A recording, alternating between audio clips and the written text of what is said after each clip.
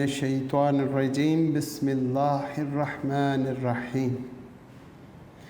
अल्लाह के पाक नाम से शुरू करते हैं जो बड़ा मेहरबान और नहायत रहम करने वाला है। यूनिक ग्रुप ऑफ इंस्टीट्यूशन की तरफ से ये ऑनलाइन लेक्चर्स अज़ीज़ तलबा व तालिबात आपकी तालीम और तरबियत के लिए आप तक प्रोवाइड किए जा रहे हैं। मैं हूँ प्रोफेसर राजा वाजिद अली और आप सब बच्चे मुझसे स्टैटिस्टिक्स यानी शुमारियात पढ़ते हैं। हम स्टैटिस्टिक्स में कारवान पब्लिशर की किताब से जो मिराजुद्दीन मिर्ज़ा और डॉक्टर अफज़ाल बेग ने लिखी हुई है, चैप्टर नंबर 1 से लेके चैप्टर नंबर 9 तक कर चुके हैं और चैप्टर 9 हम कर रहे हैं, जिसका क्वेश्चन नंबर 22 का ए पार्ट लास्ट टाइम किया था और आज हम 22 का बी पार्ट से ऑनवर्ड क्वेश्चन शुरू करेंगे। आज के लेक्चर में हमारा टॉपिक चेंज हो जाएगा और टॉपिक चेंज होकर बाइनोमियल डिस्ट्रीब्यूशन से हाइपर ज्योमेट्रिक डिस्ट्रीब्यूशन में चला जाएगा। इंशाल्लाह आज नया टॉपिक भी स्टार्ट करेंगे। इसके साथ साथ क्वेश्चन नंबर 22 का बी पार्ट है, जिसमें उसने MCQs के क्वेश्चंस पूछे हुए हैं। हम उनको भी देखते हैं कि क्या वो MCQs के क्वेश्चन हमें समझ आते हैं या नहीं आते। उसमें हमने देखना है कि ये पॉसिबल है या नहीं। ये तो वैसे ही ओरल ही कर लेंगे। तो बेसिकली हमने आज नया जो टॉपिक स्टार्ट करना है, जिसका नाम हाइपर ज्योमेट्रिक डिस्ट्रीब्यूशन है, उसे हम सॉल्व करेंगे। हम देखते हैं कि अपने लेक्चर का हस्ब मामूल आगाज़ करते हैं इल्म की दुआ से और अपने रब से इल्म तलब करते हैं इस अंदाज़ में, अल्लाहुम्मा उर्ज़ुक़नी इल्मन नाफ़िअन वासिअन हमीकन। ए अल्लाह, तू हम सब को इल्म अता फ़रमा जो नफ़े वाला हो, जो वसी, बहुत वसी, तेरी मशरिक़ों से शुरू हो और तेरी मगरिबों तक जाए, और हमीकन, इतनी गहराई वाला हो कि सातों आसमानों के ऊपर से शुरू होता हुआ सातों ज़मीनों की तह तक चला जाए। यानी कि हम दूसरे अल्फाज में ए रब, पूरी की पूरी कायनात का इल्म तुझसे मांग रहे हैं। Amin ji. Question number 22, mean is equal to 5 and variance is equal to 2.5। Question number 22 है और इसका बी पार्ट है। इसमें फर्स्ट पार्ट है जिसमें मीन दिया हुआ है, मीन इज़ इक्वल टू 5 और वेरिएंस इज़ इक्वल टू 2.5। क्या ये पॉसिबल है या नहीं है? Is it possible to binomial distribution? सवाल ये है। मैंने आपको बताया था कि अगर वेरिएंस की वैल्यू मीन से ग्रेटर देन हो जाए तो नॉट पॉसिबल, और अगर वेरिएंस की वैल्यू मीन से लेस देन हो तो इज़ इट पॉसिबल। तो यहाँ पर अगर आप गौर करें तो मीन की वैल्यू जो है वो आपके पास क्या है, 5, और वेरिएंस की वैल्यू 2.5। तो जब mean is greater than variance, so it is possible, yes it is possible to binomial distribution। इसका आंसर है जी yes it is possible to have a binomial distribution with mean 5 and variance 2.5। पहला सवाल समझ आ चुका होगा। Second part में लिखा हुआ है probability of x is equal to -2। जी यहाँ पे हम लिखेंगे yes। सेकंड पार्ट में लिखा हुआ है probability of x is equal to -2 is equal to, क्या दिया हुआ है जनाब, 0.1467। क्या ये पॉसिबल है? x की वैल्यू कभी नेगेटिव नहीं होती बाइनोमियल डिस्ट्रीब्यूशन में। यहाँ पे probability of x is equal to -2 पूछ रहा है, तो ये -2 की वजह से no, it is not possible in a binomial distribution. तीसरा पार्ट उसने पूछा हुआ probability of x is less than equal to 1 is equal to 0.35। तो तीसरे पार्ट में कुछ बात समझ आ रही है। x is less than equal to 1 is equal to 0.35। Yes it is possible, ये सही है, क्योंकि प्रोबेबिलिटी का आंसर 1 से ग्रेटर नहीं है और लेस देन इक्वल टू 1 का मतलब है 0 और 1 की प्रोबेबिलिटी को प्लस करके जवाब लिखा हुआ है। फोर्थ पार्ट में उसने क्या पूछा हुआ है ज़रा देखिएगा, 3 parameters of n, p and q। Fourth part में कहता है 3 parameter N, P and Q? No, क्योंकि बाइनोमियल डिस्ट्रीब्यूशन के तो 2 पैरामीटर होते हैं, 3 तो नहीं होते। Binomial distribution have a 2 parameter, number 1 is N and number 2 is P। N और P बस 2 पैरामीटर होते हैं, 3 नहीं होते। इसके बाद 5th पार्ट में कहता है probability of x is equal to 1। Probability of x is equal to 1 is equal to 0.8। तो 5th पार्ट हमारे पास है probability of x is equal to 1 is equal to 0.8। तो यस, मेरा ख्याल है 0.18 है, तो 0.18 भी हो सकती है, 0.8 भी हो सकती है। नेक्स्ट है जी probability of x is greater than 1 is equal to 1.27।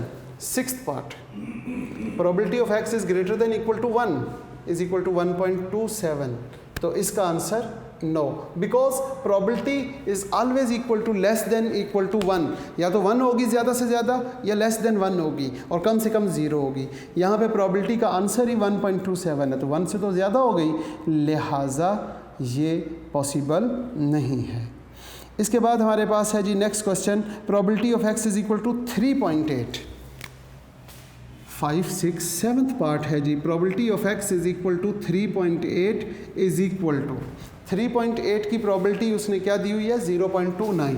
0.29 ये तो ठीक है, लेकिन प्रोबेबिलिटी कभी पॉइंट्स में नहीं होती जब बाइनोमियल डिस्ट्रीब्यूशन हो, तो इसका आंसर नो। नेगेटिव भी नहीं होती, पॉइंट्स में भी नहीं होती, तो इसका आंसर पॉइंट की वजह से नो हो गया। और लास्ट पार्ट है probability between 1 and 4 both inclusive is equal to 0.79। तो इसका आंसर सब बच्चे जानते हैं, येस में आया जाता है। लें जी, ये हमारा था क्वेश्चन 22।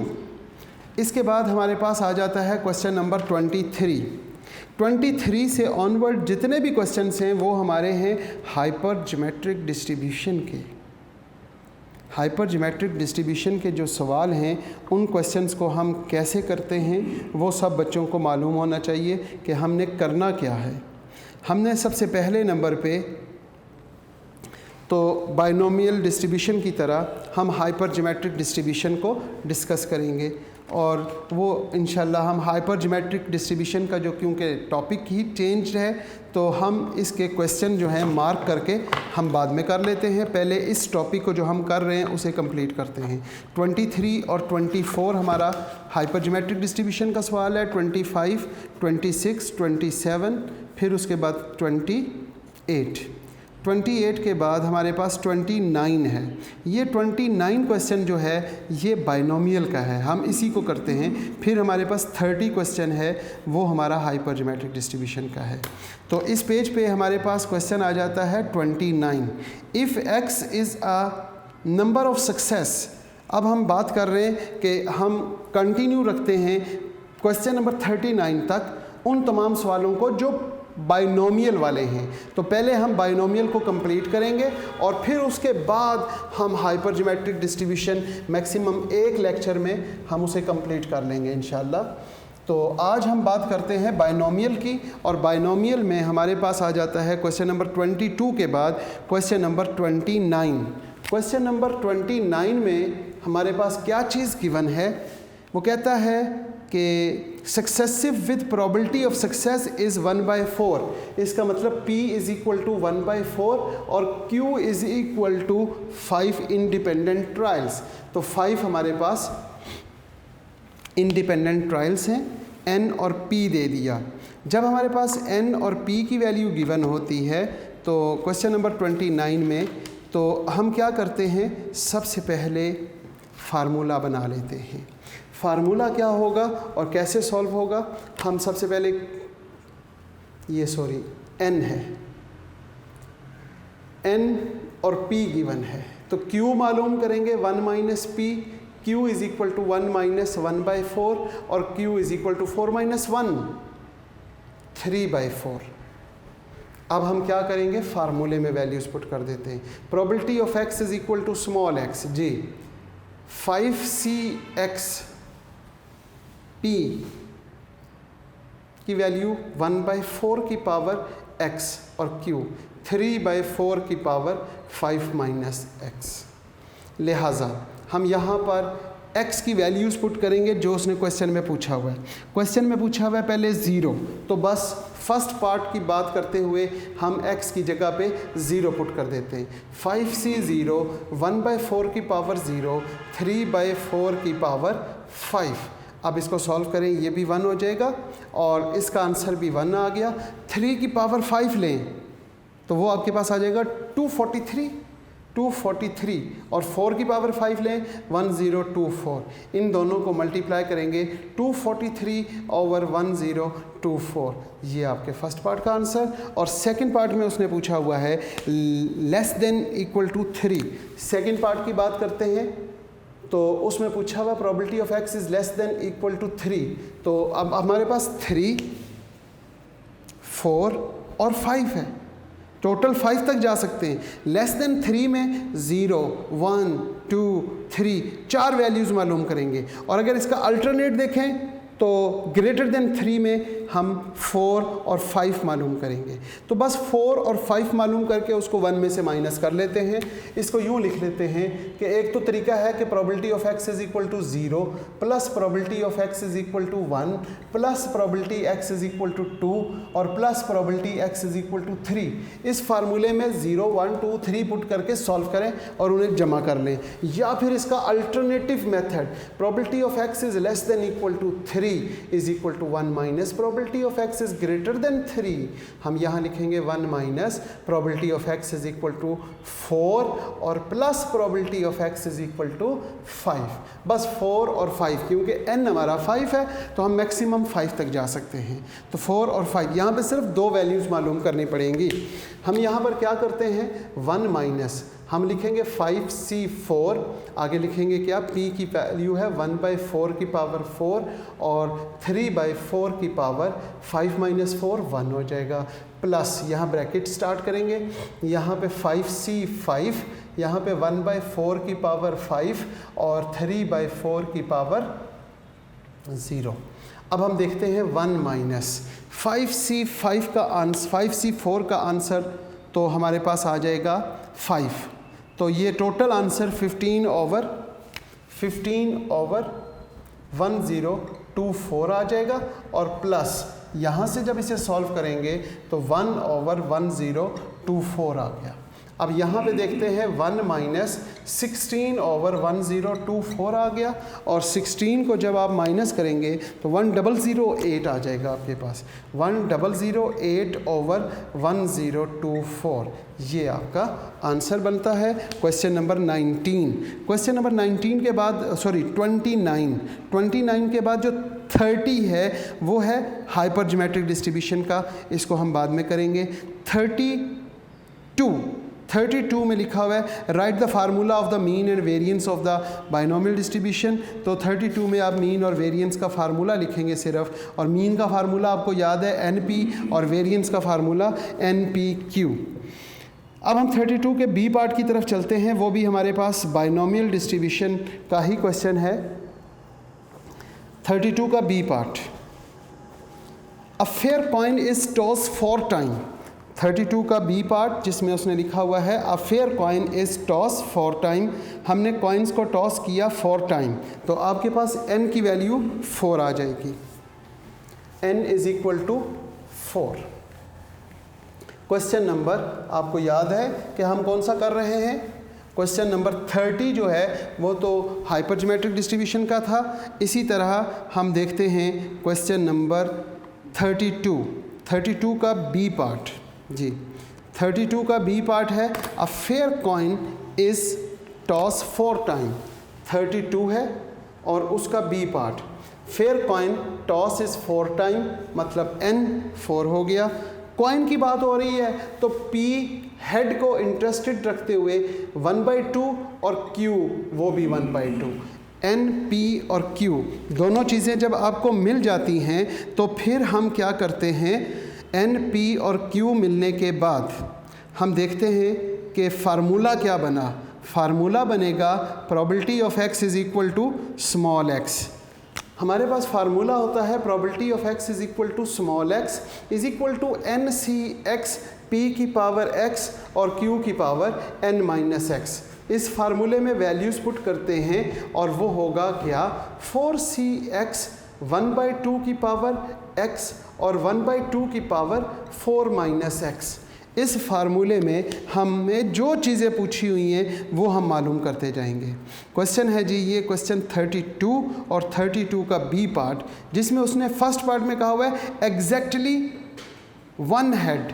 तो फर्स्ट पार्ट की बात करते हैं जिसमें उसने कहा एग्जैक्ट 1, तो probability of x is equal to 1 put करेंगे। 4c1 1/2 की पावर 1, 1/2 की पावर 4 - 1 3। तो आंसर क्या आता है, 4c1 का आंसर तो 4 आ गया और 2 की पावर 3 8 और यहाँ पे 16, तो 4/16 आपका आंसर आता है। नेक्स्ट पार्ट है हमारा at least 2 head, at least 2 head. तो सेकंड पार्ट की बात करते हैं, probability of at least 2 head. At least 2 head में हमारे पास आता है जी probability of x is greater than equal to at least, कम अज़ कम 2, कम अज़ कम 2, इससे कम नहीं, 2 और 2 से ज़्यादा, ग्रेटर देन इक्वल टू 2 की बात पूछी जाती है। तो ग्रेटर देन इक्वल टू 2 में हम क्या करेंगे, 2, 3 और 4 मालूम करेंगे। हम यहाँ पे लिखते हैं जी probability of x is equal to 2 plus probability x is equal to 3 plus probability x is equal to 4। अब इसमें वैल्यूज़ पुट कर देंगे। 4c2 यहाँ पर आ जाएगा 4c3 और यहाँ पर आ जाएगा 4c4। यहाँ पे लिखेंगे 1/2 की पावर 2 और 1/2 की पावर 2। यहाँ पे लिखेंगे 1/2 की पावर 3, 1/2 की पावर 1 और इसी तरह यहाँ पे 1/2 की पावर 4 और 1/2 की पावर 0।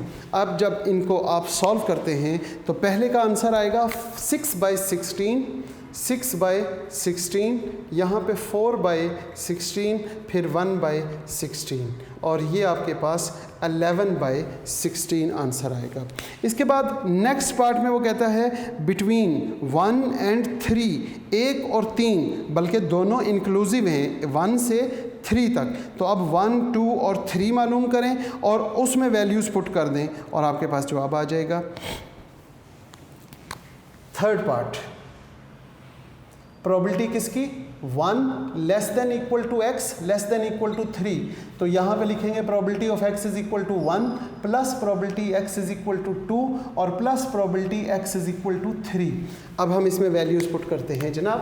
कैसे, हम लिखेंगे 4c1, 4c1 p की पावर, p हमारे पास कितना है 1/2 की पावर x और 1/2 की पावर 1 है और 1/2 की पावर 1 और साथ 1/2 की पावर 4 - 1 3, फिर 4c1 1/2 की पावर 2 और 1/2 की पावर 4 - 1 2, फिर हम लिखते हैं 4c, यहाँ पे सॉरी 2 है और 4c3 1/2 की पावर 3 और 1/2 की पावर 4 - 3, मतलब कितना 4 - 3 1। यहाँ पे 4c1 का आंसर तो 4 आ गया ओवर 16।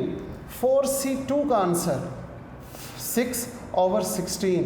4c3 का आंसर 4 ओवर 16। तो यहाँ पे 16 एलसीएम आ गया और ये हमारे पास 14 ओवर 16 आंसर आ जाएगा। नेक्स्ट पार्ट है जी 1 टेल एंड 3 हेड। अब लास्ट पार्ट है इसमें, उसमें पूछा हुआ है 1 टेल एंड 3 हेड।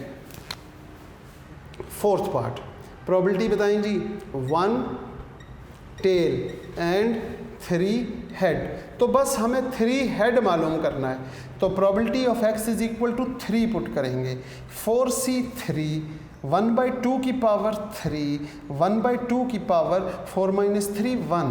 अब हम यहाँ पे लिखेंगे 4, 1/2 2s are 4, 4 2s are 8 और ये 1/2, फाइनली 4/16 आंसर आ जाएगा।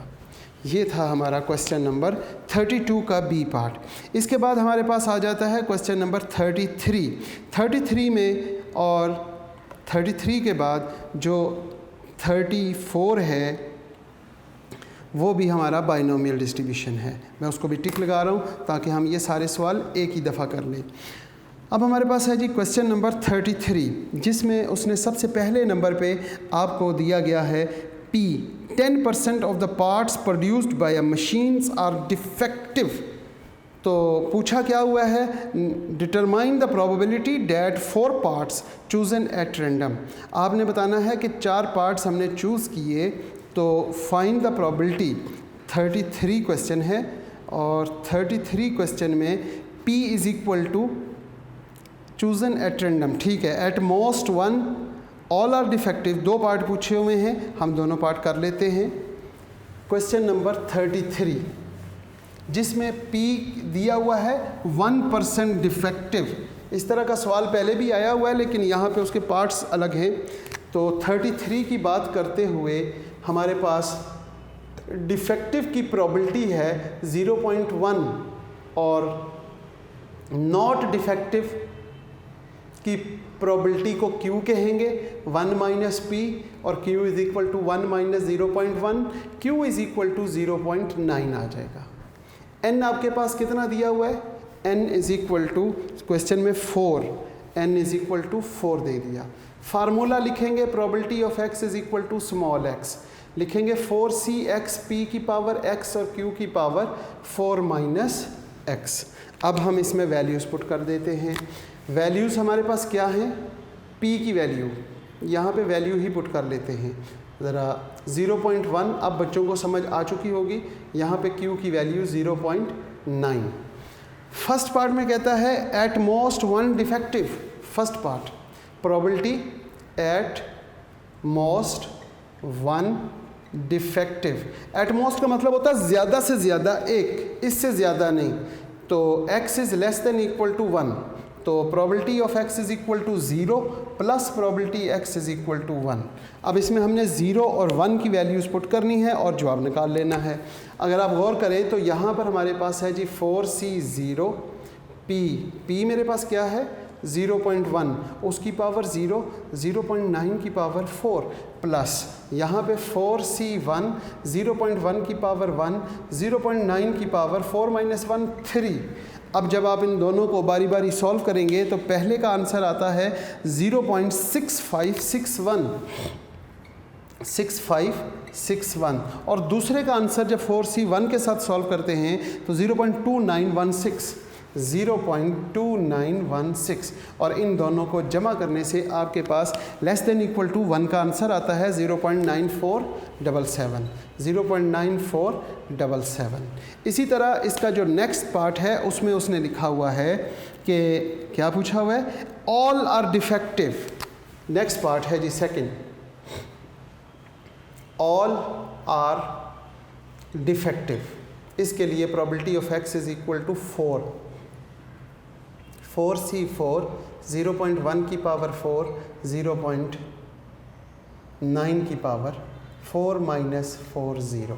तो यहाँ पर तो ये 1 आ गया, ये मेरा ख्याल है 0.1 2 3 और फिर 1 आता है शायद 1 ओवर 0.0001 और इसका आंसर ये भी 1 आ गया। जब इन्हें मल्टीप्लाई किया तो 0.00 फिर 0.1, probability of x is equal to 4। ये आपके पास इसका आंसर आ गया है। अब हम देखते हैं क्वेश्चन नंबर 33 के बाद 34 जो है वो बाइनोमियल डिस्ट्रीब्यूशन है और बाइनोमियल डिस्ट्रीब्यूशन के बाद 35 भी बाइनोमियल डिस्ट्रीब्यूशन है। इसके बाद हमारा क्वेश्चन नंबर 36 से ऑनवर्ड हम इंशाल्लाह नेक्स्ट लेक्चर में करेंगे। आज के लेक्चर का इख्तिताम करते हैं इस दुआ के साथ, अज़ीज़ तलबा व तालिबात आप जहाँ रहें खुश रहें, सलामत रहें, ईमान वाली और सेहत वाली ज़िंदगी अल्लाह पाक आपको अता करे। वालिदैन और उस्ताद कराम के इताअत और फरमाबरदारी की तौफ़ीक अता फ़रमाए। इसके साथ साथ जब हमारा आखिरी लम्हा हो इस दुनिया में तो कलमा तैयब हमारी ज़ुबानों पे जारी फरमा दीजिएगा ए हमारे प्यारे रब, ताकि हमारा ख़ात्मा बिल ईमान हो सके। आमीन। अल्लाह हाफ़िज़।